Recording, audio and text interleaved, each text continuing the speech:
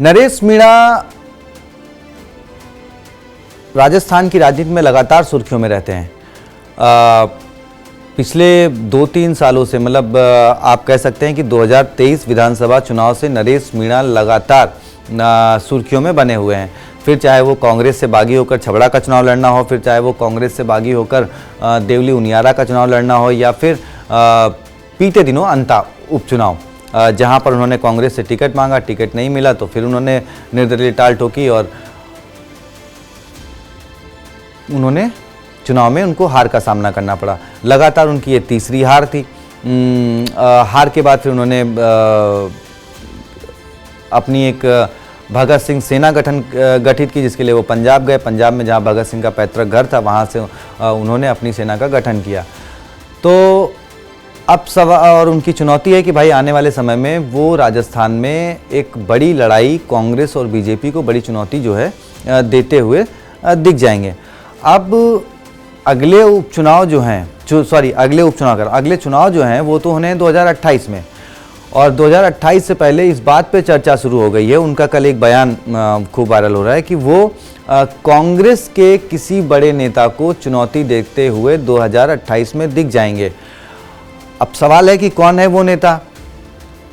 खैर, उन्होंने तो ऐसा कुछ नाम नहीं लिया, लेकिन कहा यह जा रहा है कि वो हिंडौली, जो कि बूंदी जिले की एक विधानसभा है हिंडौली, वहाँ से नामांकन कर सकते हैं 2028 में। अभी खैर बहुत लंबा समय है, चर्चा का विषय नहीं हो सकता, लेकिन क्योंकि नरेश मीणा है तो नरेश मीणा के मुंह से निकली कोई बात फिर जानते हैं कि वो चर्चा का विषय राजस्थान में बनी जाती है। तो नरेश मीणा 2028 में अशोक चांदना के खिलाफ, क्योंकि हिंडौली से अशोक चांदना लगातार 3 बार से विधायक हैं, तो नरेश मीणा हिंडौली से अशोक चांदना के खिलाफ उम्मीदवार होंगे। और इसके पीछे की वजह यह कही जा रही है कि भाई क्योंकि अंता में जिस तरीके से अशोक चांदना को प्रभारी बनाया गया, जिस तरीके से अशोक चांदना ने वहाँ पे मेहनत करी, आप ये सोचिए, प्रमोद जैन भाया जिनको लेकर बीजेपी लगातार हमलावर थी, जिनको लेकर कांग्रेस में ही कई नेता बेहतर नहीं मानते थे उनको उम्मीदवार, अंता से कांग्रेस ने न केवल उनको उम्मीदवार बनाया बल्कि उन्होंने नरेश मीणा और बीजेपी के उम्मीदवार से 15,000 से ज़्यादा वोटों से जीत भी हासिल करी। तो अब बात यह है कि भाई इसमें सबसे ज़्यादा क्रेडिट दिया गया अशोक चांदना जी को, जिन्होंने ग्राउंड पर रहकर न केवल मेहनत करी बल्कि इस तरीके से मैनेज किया कि जो प्रमोद जैन भाया कहा जा रहा था कि चलिए ठीक है, हो सकता है कि भाई प्रमोद जैन भाया तीसरे नंबर पर खिसक जाएं, क्योंकि नरेश मीणा का जो ट्रैक रिकॉर्ड अब तक का रहा है, चाहे वो हिंडौली का चाहे वो छबड़ा का रहा हो, चाहे वो देवली उनियारा का, उन्होंने सबसे ज़्यादा नुकसान किया कांग्रेस के उम्मीदवार का। छबड़ा में भी कांग्रेस के उम्मीदवार जो है वो तीसरे नंबर पर चले गए, नरेश मीणा दूसरे पर रहे और बीजेपी को जीत मिली, जबकि उससे पहले वहाँ बीजेपी के कांग्रेस के विधायक थे। वही हाल देवली उनियारा का हुआ। हरीश मीणा लगातार जिस सीट से 2 बार से चुनाव जीत रहे थे, वहाँ पर नरेश मीणा ने जब निर्दलीय टाल ठोक दी तो कांग्रेस के उम्मीदवार की जमानत तक जब्त हो गई।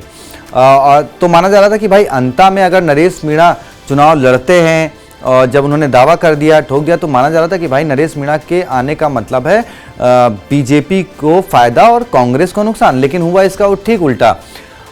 प्रमोद जैन भाया अपनी सीट निकाल ले गए, 15,000 से ज़्यादा वोटों से वो चुनाव जीते, बीजेपी के उम्मीदवार दूसरे नंबर पर रहे और नरेश मीणा तीसरे नंबर पर रहे। तो अब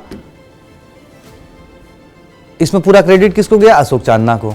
तो अब चांदना से बदला लेने के लिए 2028 में नरेश मीणा चांदना के खिलाफ ताल ठोक सकते हैं, ऐसी चर्चाएं शुरू हो गई हैं, ऐसी उन्होंने संकेत भी दे दिए हैं और 2 सीटों से चुनाव लड़ेंगे, इसका भी उन्होंने एक हिंट जो है वो दे दिया है। आपकी क्या राय है? नरेश मीणा के चुनाव लड़ने से क्या अशोक चांदना को नुकसान हो सकता है? और क्या 2028 में नरेश मीणा किंग मेकर की भूमिका में राजस्थान में आ सकते हैं? क्या कुछ होगा? जरा कमेंट बॉक्स में बताएं। वीडियो को ज़्यादा से ज़्यादा शेयर करें, चैनल को सब्सक्राइब करें। Thank you.